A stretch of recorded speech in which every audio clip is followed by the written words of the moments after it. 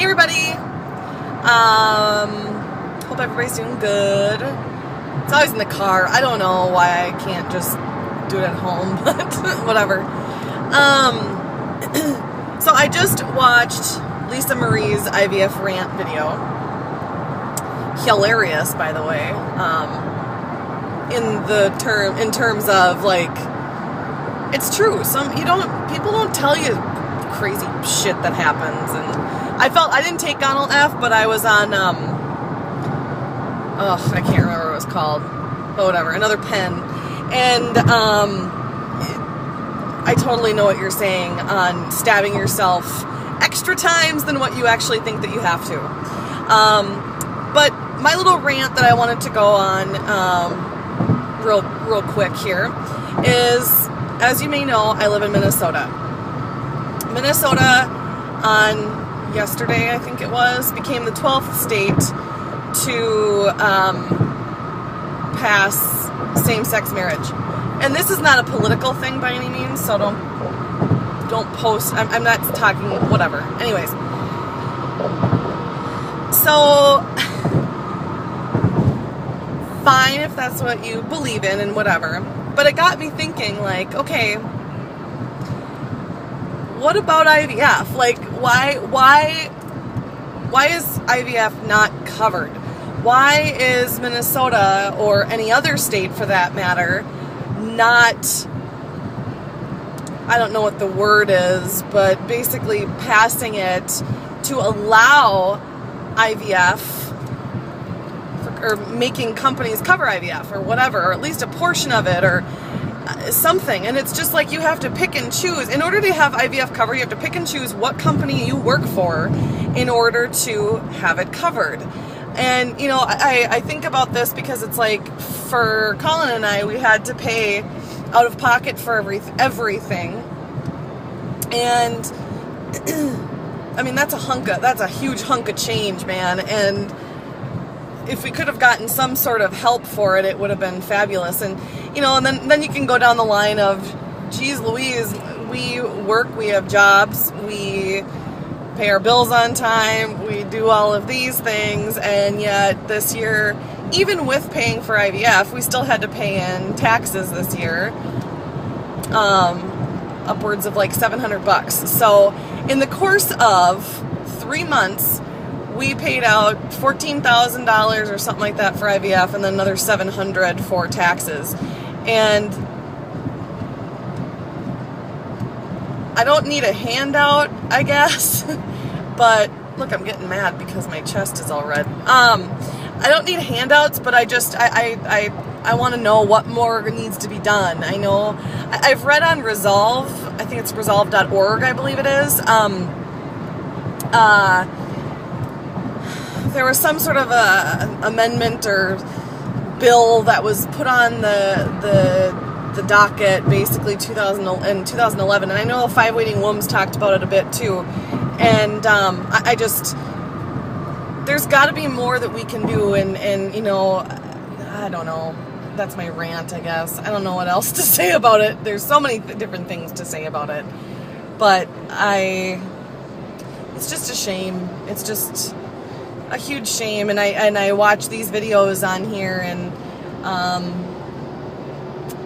I'm so jealous of those that can do a couple different fresh cycles, and even the frozen cycles, and get it paid for and not have to pay things out of pocket and whatever. And I am jealous of all of you. Which I thought about doing a whole separate video about things I would have changed, or things that I would have wished would have been told to me before I started this. And you know, I did talk about in the video when we thought the eggs didn't work, that we weren't going to have any regrets about it. But once the fog kind of lifted and cleared a bit, not that I have regrets by any means, but I really wish I would have known more. And I like to think of myself as a pretty prepared person. It's hot in here, hold on a second. I like to think of myself as a pretty prepared person, and pretty organized and whatnot. And for our situation, and with any, excuse me, any of you that does have endometriosis really bad, and I can only speak from my experience, but you know, why didn't they go in and remove all the endometriosis that they could? And if they knew that these endometriomas, which were blocking my, or in front of my ovaries, why didn't they go in there and remove them to better my chances and better the access to my ovaries? You know, all these different things now that are popping in, and so I would have asked about that. I have no idea what my AMH level was, what my ovarian reserve or my egg quality was. I don't remember ever being told that it was bad. I remember everything always just being great. When I had my cervical dilation, the doctor looked in my uterus. That looked fine. You know, there's contradictions, and it's now it's coming to light in my mind, and like, why the hell didn't anybody say anything? Or I don't feel like I was, I felt very much like a number. And yeah, maybe because the outcome was bad, I don't know, but it's also like, well, what was everything really done? And I hear all these different types of medications that people are taking and whatever, like the Lupron, for example. A girl that I know has endometriosis, probably like stage 3 endometriosis, and she's had surgeries and whatnot to get rid of it, and they put her on Lupron because it can stop your period, and it basically you go into like menopause or something, I don't know, whatever. And it's totally helped her cycles and like jump-started everything.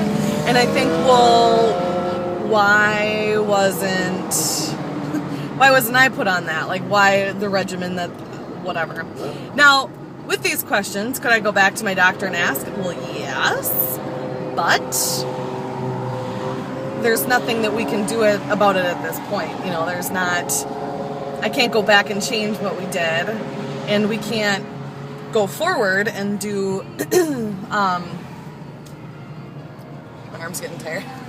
We can't go forward and do another cycle right now because well, we got the cash, but I'm not paying for that again because we're saving for the house. So I don't know. My rant was a lot longer than Lisa's, but I don't know.